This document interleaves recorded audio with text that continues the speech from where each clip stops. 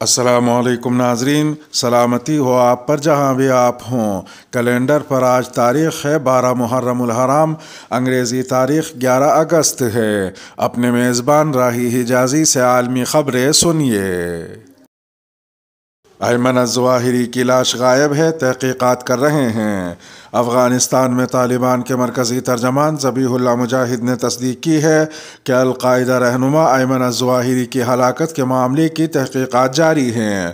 انہوں نے العربیہ چینل کو دیے گئے ایک انٹرویو میں کہا کہ ہم ایمن الظواہری کی لاش تک پہنچنے میں ناکام رہے کیونکہ اب تک اس کا کوئی سراغ نہیں ملا اور طالبان کو اس جگہ پر ان کی موجودگی کا علم نہیں تھا۔ انہوں نے مزید کہا کہ اس کیس کی مختلف جہتیں ہیں، تحقیقات ہو رہی ہیں، جب یہ تحقیقات مکمل ہو جائیں گی تو ہم نتائج کا اعلان کریں گے۔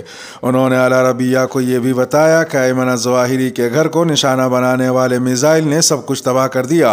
انہوں نے کہا کہ یہ علاقہ بہت محفوظ ہے اور عام طور پر اس کا معائنہ نہیں کیا جاتا۔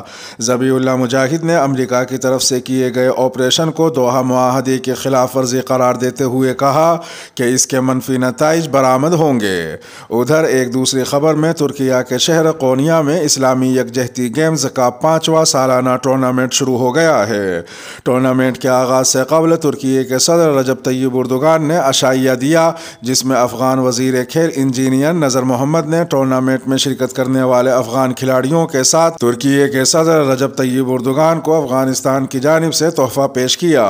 میڈیا نمائندوں سے گفتگو کرتے ہوئے افغان وزیر کھیل انجینئر نذر محمد نے افغانستان اور ترکیہ دونوں ممالک کے تعلقات کو مزید وسعت دینے کی ضرورت پر زور دیا۔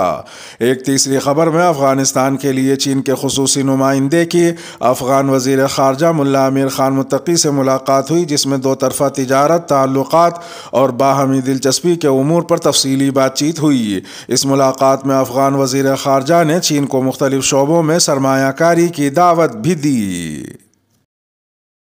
امریکہ میں مسلمانوں کے قتل کے الزام میں افغان باشندہ گرفتار۔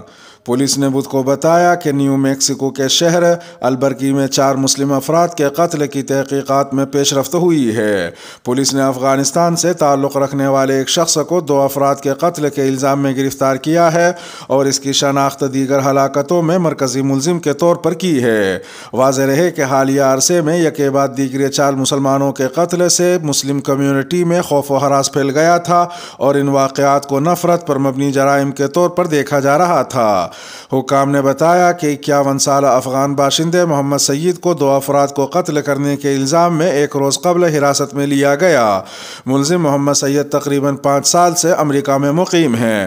پولیس کا کہنا ہے کہ تفتیش کاروں کو شہر کی مسلم کمیونٹی سے خفیہ اطلاع ملی تھی، جس میں محمد سعید پر شبہ ظاہر کیا گیا تھا۔ پولیس کا کہنا ہے کہ ابھی تک یہ واضح نہیں ہے کہ ہلاکتوں کا تعلق نفرت پر مبنی جرائم سے ہے یا یہ سلسلہ وار قتل کے واقعات ہیں۔ پولیس ہلاکتوں کے ممکنہ محرکات جاننے کی کوشش کر رہی ہے، جس میں ایک باہمی تنازع بھی شامل ہے۔ پولیس کے ڈپٹی سی ایم سے جب یہ پوچھا گیا کہ آیا محمد سعید، جو ایک سنی مسلمان ہیں، وہ اپنی بیٹی کی ایک شیعہ مسلم سے شادی ہونے پر برہم تھے یا نہیں، تو پولیس کے ڈپٹی سی ایم نے اس سوال پر کوئی جواب نہیں دیا۔ ان کے بقول پولیس فی الحال قتل کے محرکات کا کھوج لگانے کی کوشش کر رہی ہے۔ اماراتی صدر کی تعریف کرتے ہوئے سعودی تاجر کی اچانک موت۔ مصر میں ایک کانفرنس میں تقریر کرتے ہوئے سعودی تاجر محمد القحطانی اچانک بے ہوش ہو گئے اور گرنے کے کچھ ہی دیر بعد جاں بحق ہو گئے۔ عرب میڈیا کے مطابق محمد القحطانی، جو مبینہ طور پر متحدہ عرب امارات میں مقیم تھے، پیر کے روز مصر کے دارالحکومت قاہرہ میں عرب افریقی کانفرنس میں تقریر کر رہے تھے کہ اچانک بے ہوش ہو کے پیچھے کی طرف گر پڑے۔ محمد القحطانی اپنی موت سے قبل متحدہ عرب امارات کے صدر محمد ابن زید النہیان کی انسانیت اور امن پسندی کے علمبردار کے طور پر تعریف کر رہے تھے۔ سعودی تاجر کی اچانک موت کی وجوہات ابھی تک واضح نہیں ہو سکی ہیں۔ ادھر ایک دوسری خبر میں خادم حرمین شریفین شاہ سلمان ابن عبدالعزیز کو بنگلہ دیش کے صدر محمد عبدالحمید کا ایک مکتوب موصول ہوا ہے۔ سعودی خبر رساں ادارے SPA کے مطابق بنگلہ دیشی صدر نے اپنے مکتوب میں ریاض میں ایکسپو 2030 کی میزبانی نگرانی سے متعلق سعودی عرب کی درخواست کی حمایت کی ہے۔ سعودی عرب میں متعین بنگلہ دیشی سفیر ڈاکٹر محمد جاوید پٹواری نے دفتر خارجہ میں ملاقات کر کے یہ مکتوب پیش کیا۔ اس موقع پر انہوں نے سعودی عرب اور بنگلہ دیش کے باہمی تعلقات اور انہیں مضبوط بنانے کی تدابیر کا جائزہ لیا۔ انہوں نے باہمی دلچسپی کے علاقائی اور بین الاقوامی امور پر تبادلہ خیال بھی کیا۔ شہباز گل نے کچھ جملے ایسے کہے جو نہیں کہنے چاہیے تھے۔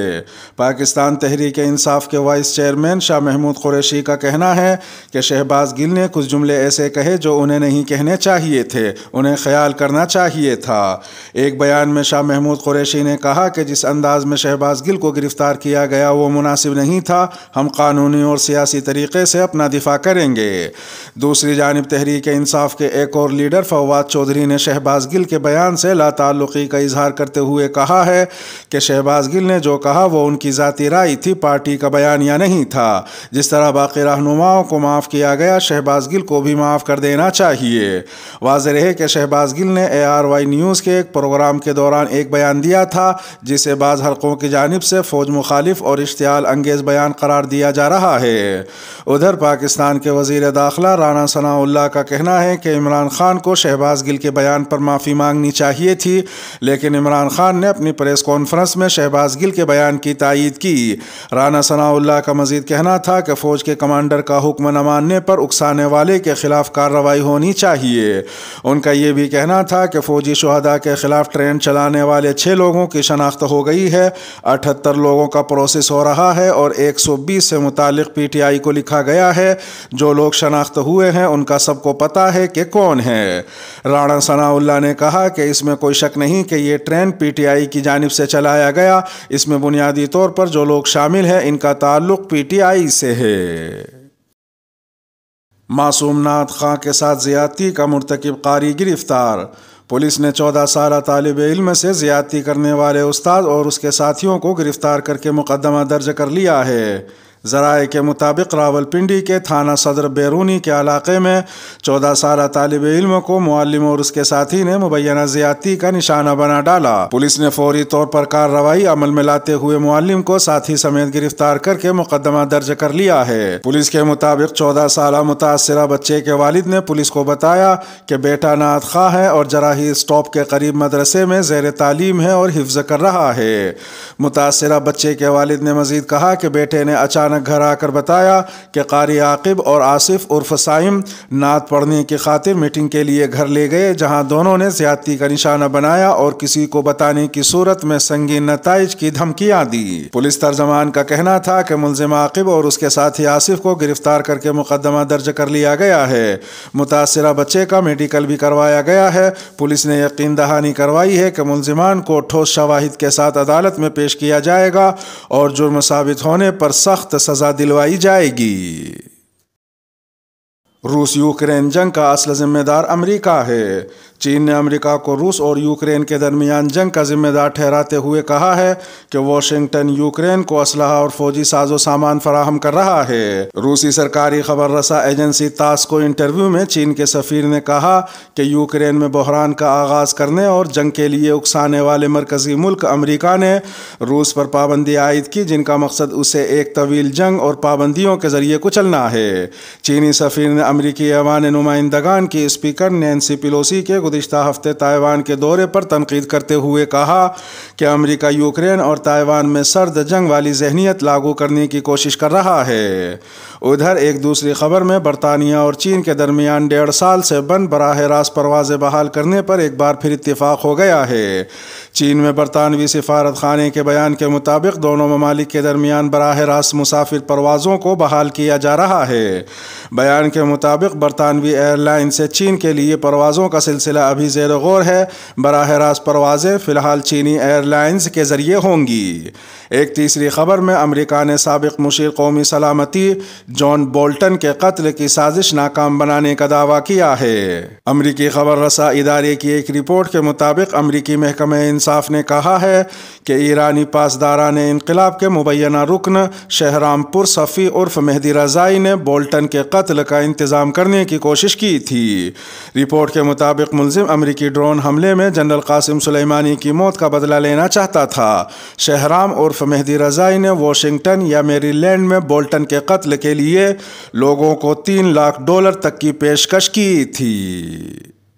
تکمیلی تلبینہ طاقت، صحت اور شفا کے لیے سنت اور طب نبوی کا بہترین نسخہ۔ ابھی آرڈر کریں، کم پیسے میں ہمارے ساتھ بزنس شروع کریں۔ بھارت بھر سے ڈسٹریبیوٹر اور ہول سیلر بننے کے لیے ابھی کال کریں 9579591975۔ Takmili food products private limited, Malegaon, India.